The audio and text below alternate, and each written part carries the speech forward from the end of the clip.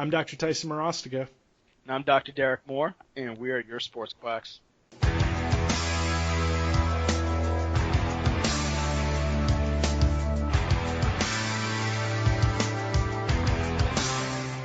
All right, welcome back, Sports Quacks. So today we're going to be talking about plantar fasciitis and about Achilles issues with patients that we're seeing in the office. Now, this is something that I see quite a bit in my office, and especially with the aging population that kind of comes, with the area that I'm located in.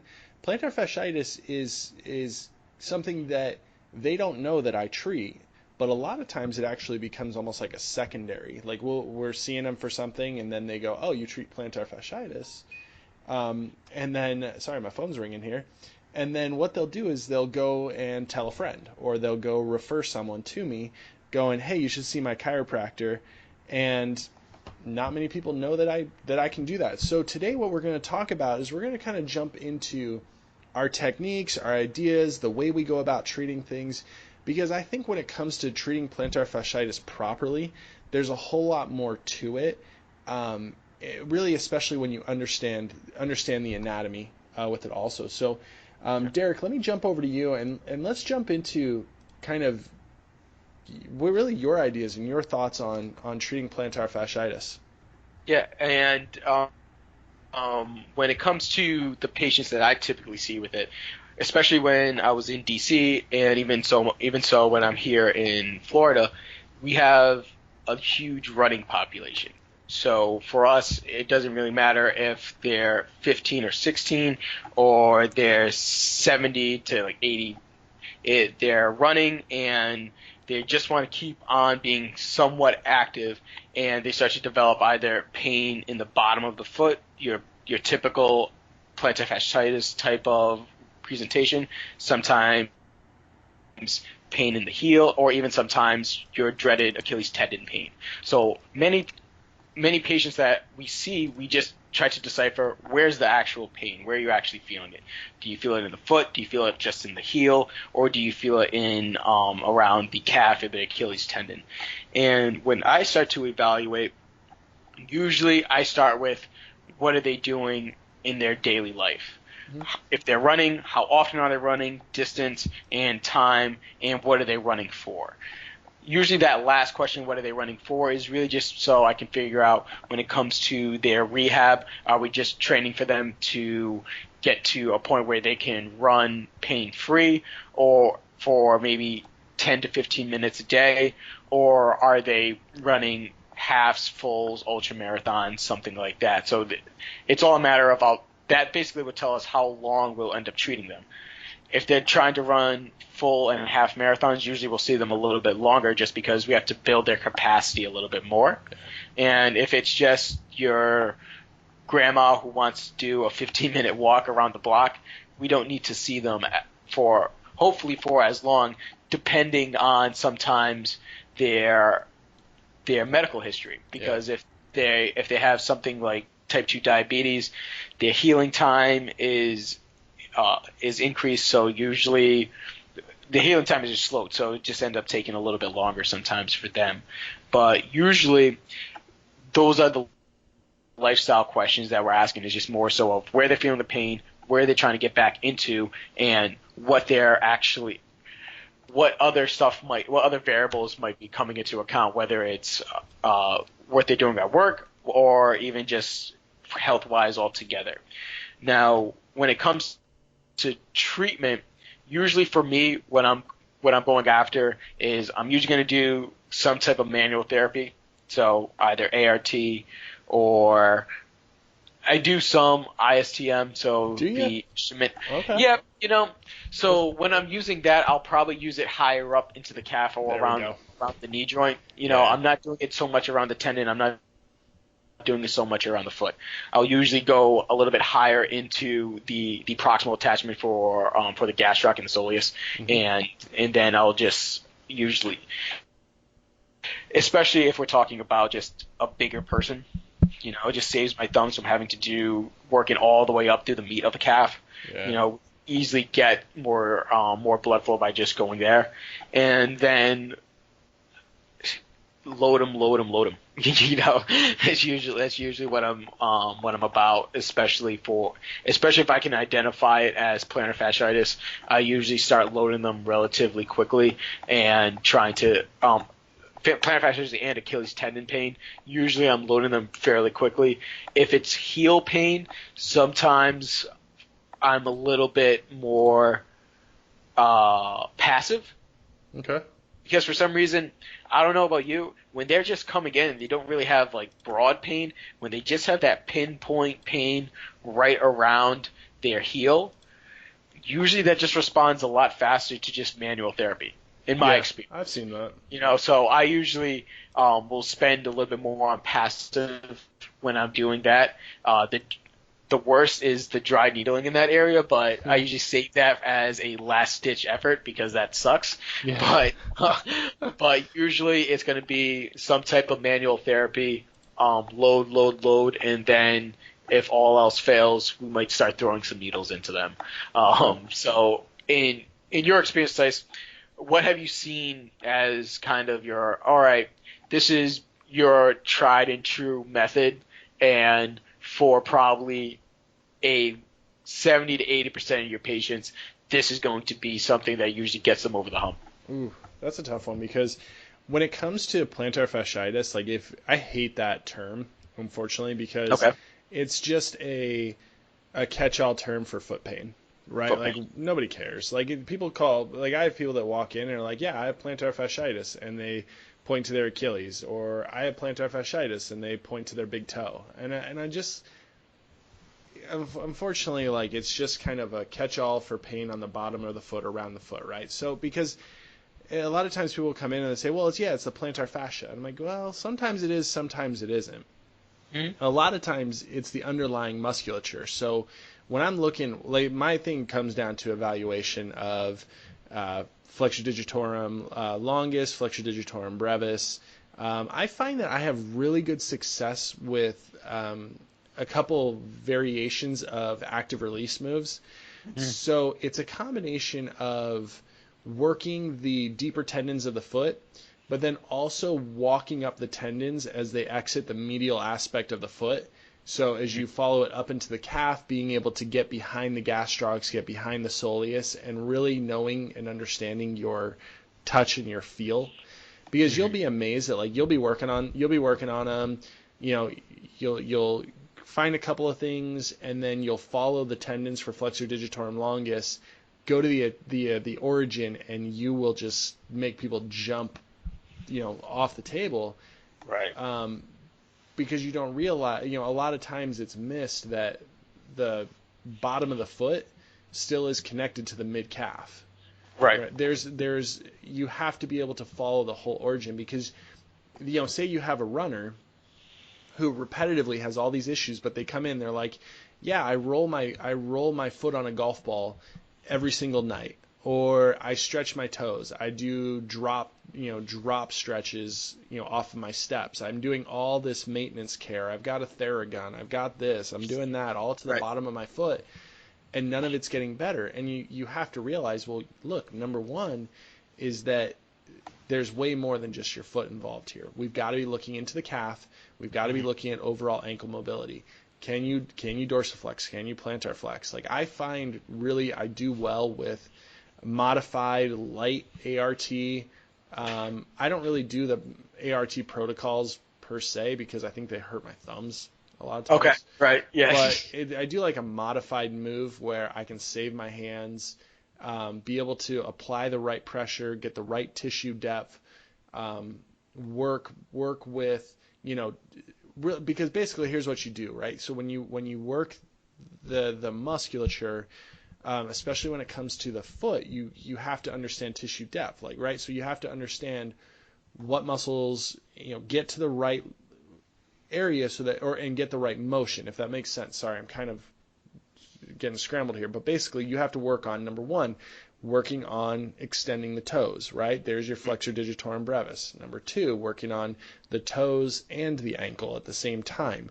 So you have to be really diligent about the movements that you do, because if you just sit there and you're like, yeah, it's plantar fasciitis, so I'm just going to flex the toes, and you forget that you have to move the ankle with it for flexor digitorum longus, you're missing the point. And then Right. if you got to For the work up into the range of calf. motion. Right. Exactly. So I find that I know you load. I'm very good. I'm very confident with the passive modalities, and then getting them. I get them loaded. I wouldn't say fairly early, but I get them loaded after they have a they have a semi, they have a good experience with the first treatment, the first passive treatment. Right. And I think when you're talking about the depth, I think that's one of the more important parts too, because if it was just the plantar fascia, it's fairly superficial. Right. Light touch would set them off. Right. So So, but a lot of times you'll say, oh yeah, I feel fine with that. And you start to get more depth to the point where you're really kind of just working almost lumbricals sometimes. Yeah, or right. At some point too, just the quadratus plantae too. But most of the time you're getting so much depth until the point where you're just like, oh, that's where it is. Now you're just thinking, okay, so now we're not just dealing with the fascia. There's something deeper that going on with the tissue problem. So I find most of the times I'm working in through some of the lumbricals, and I find that the quadratus plantae move is usually my go-to. And then I just change the depth of my pressure if I'm just going to go work for plantar fascia. Don't really have to change my contact too much, and then it's just almost a easy transition. And I'm same thing as you said, not killing my thumbs in the meantime too. Yeah.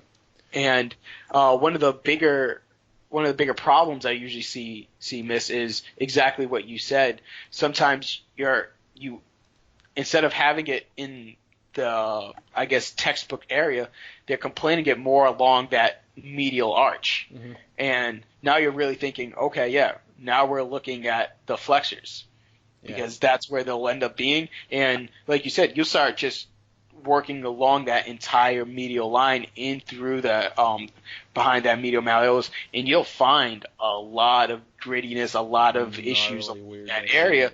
Yeah. And if they've done foam rolling, if they've done any type of like just self massage, like you said, they're not working through there. They're sticking right to the bottom of the foot, and they're just beating up that tissue over and over and over again, and they're wondering why it's not getting better, and they're just missing the target on that. Well, let's talk about that a little bit, because when we talk about like the rolling, you have pain on the bottom of your foot, so roll it on an ice bottle or roll it on a golf ball, or what are your thoughts on the effectiveness of that? Because in my opinion, I'm going to throw it to you, but I'm going to give you my thoughts first, is that I don't really suggest it all that much. I really don't, because you're just beating up the tissue, and then you're going to ask someone to go run on that still damaged tissue, and then on top of that, further damaged tissue, because you just ask them to roll it all the time.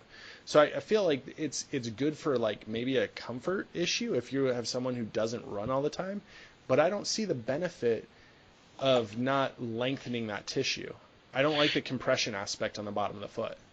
Yeah, I'm not a huge fan of it. And then I've seen, like you said, the frozen water bottle, the golf ball. I've heard of frozen golf balls. What? Yeah, he put the golf ball in the freezer, and then he did that. And I was like, I mean, the amount of, I guess, it's not going to be that cold. It's just it's gonna be cold for a little bit. Then when you can't hold that much. So like the moment you take it out and you start rolling it, you maybe get 10 seconds. I don't know. That's your dude who like tries to reinvent the wheel, but is an absolute moron. Like you misses the point, man. Right. Like, it's ice. He thought he hit it. I guarantee you. I think he probably was like, I'm a complete genius, and just like, no, you missed out on that. I bet he could sell you some nice Titleist golf balls to freeze in your That's freezer. it. And that's it. That's the next wave of golf balls. Once so you're plantar fasciitis.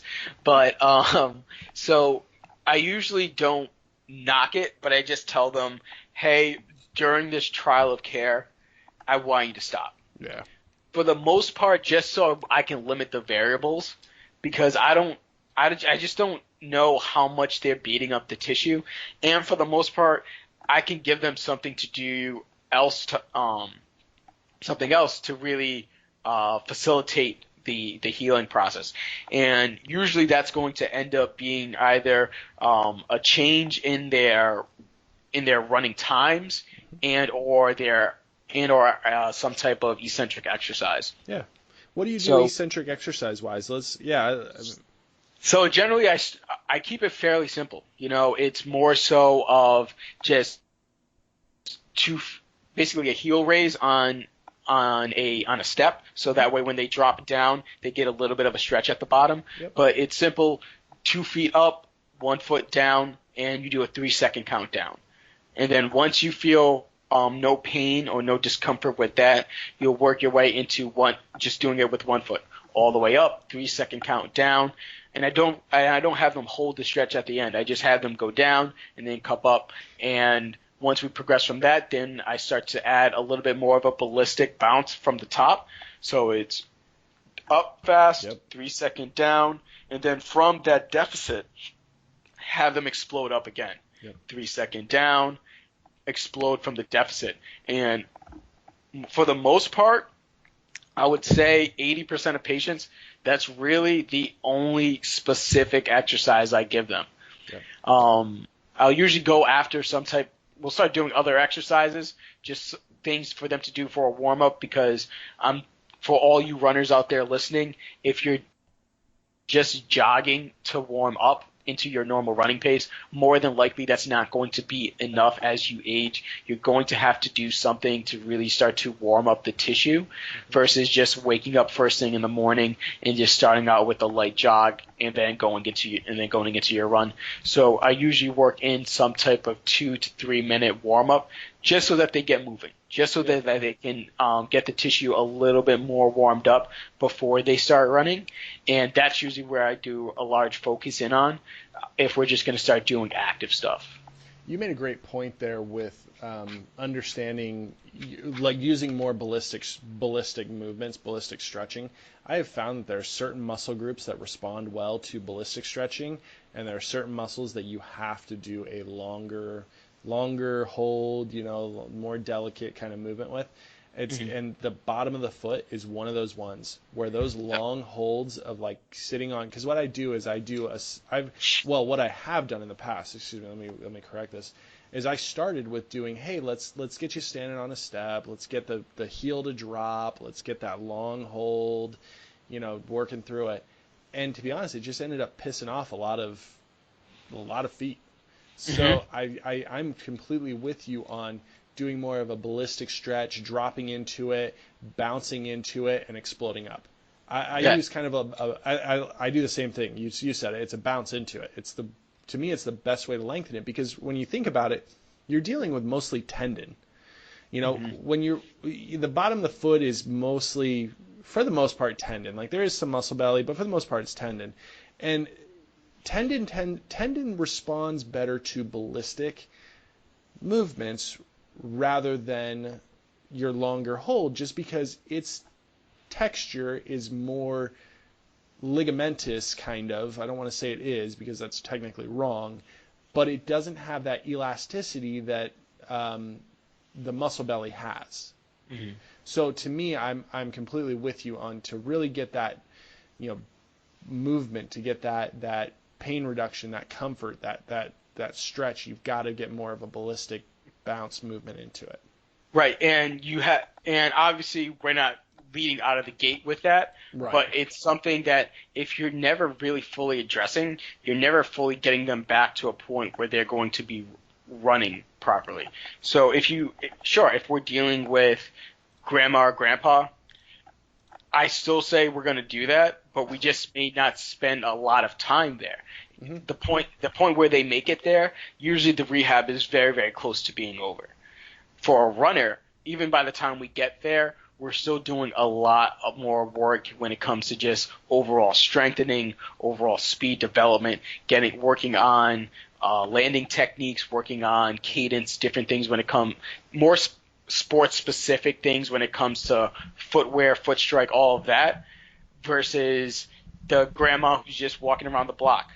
We still have to build up some resilience with the ballistic motions, but she's not running a 40, Yeah, so right. And you see, we don't need to be so aggressive with them. We can easily just get them to a point where they're just able to load the tendon correctly and not create any pain. yeah, you made a great point there, and that's something that I was going to kind of get into next, because the initial part of this conversation has been mostly towards elderly population, kind of general care, general, manual therapy, what we want to do. But then we've got to jump into the athletes who, guess what? They have to perform. You can't tell them to shut it down. So, I guess you technically can, but in most cases you don't want to. So let's talk a little bit about, stride length, how you modify stride length, how you modify cadences, how you want to go about trying that. Because for me, I can think of multiple cases where I've seen the plantar fasciitis in athletes, or foot pain in athletes, and when we talk about their stride, I had this with a couple of football players where I said, hey, let's talk about, because they went from training on the track. So he was having more problems when they were training on the track versus when he was playing. And so then we had to kind of talk about, I started asking him about stride length. I'm like, what's your comfort with running? And he goes, well, I don't know. He's like, I just go. And so, and to be honest, like, that's probably how most high school athletes are, and most, I think a lot of college athletes are themselves. Right. Not many people, unless you've ran track or cross country, things like that, a lot of people don't get that talk about stride length, about foot, how their foot approaches the ground, how it hits the ground, how it absorbs the reaction. And so when we talk about, hey, I want you to try and either speed up your cadence, or I want you to try and shorten your steps. Different people understand it differently. Right. And I think you have to kind of affect, and then, because you can't really say like, hey, I want you to strike midfoot, I want you to strike more on your heel. Like, people don't understand that. So to me, like, speeding up their cadence, shortening their steps, things like that, like, try it, see how it goes, let's test it out, because it may be running style.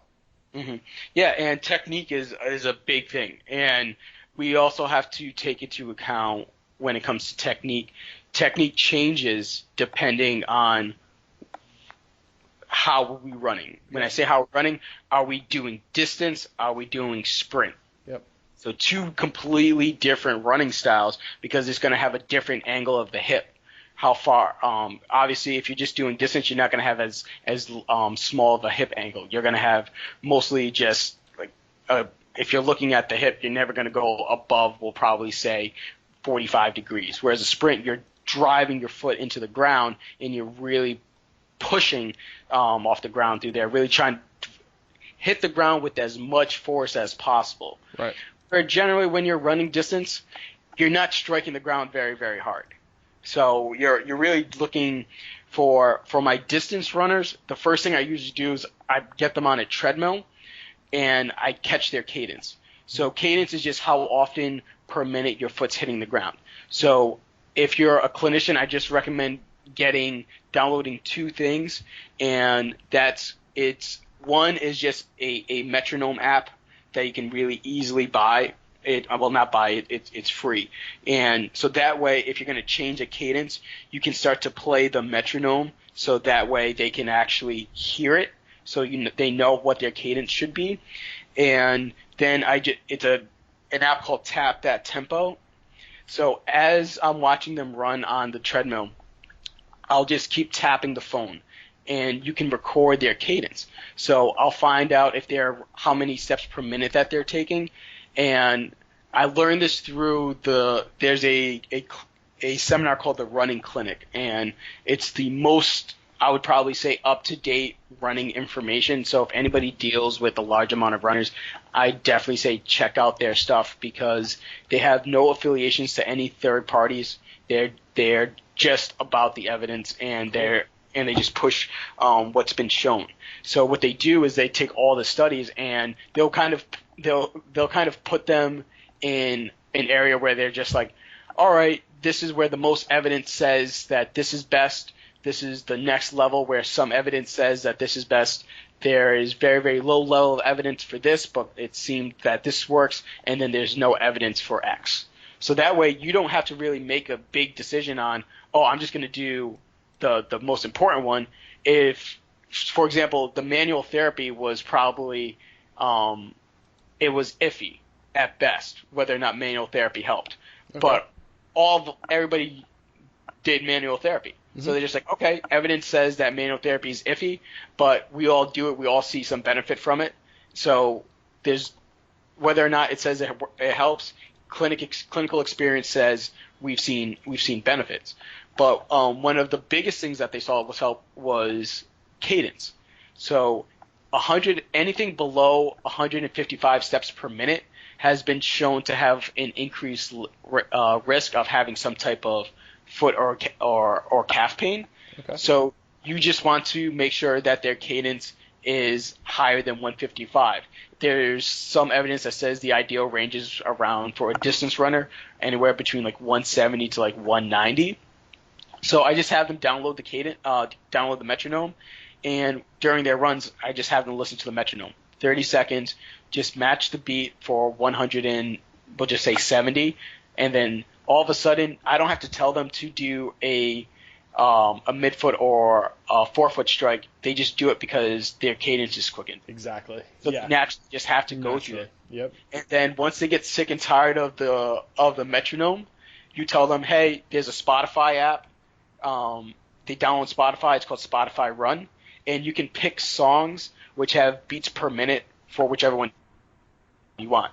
Yeah. So if you want 170 beats per minute, they'll just play songs with 170 beats per minute, and it will keep you with that tempo. I'm not guaranteeing that you'll like the song, but at least if you don't like listening to the metronome while you run, it's a nice way for you to work on that tempo run.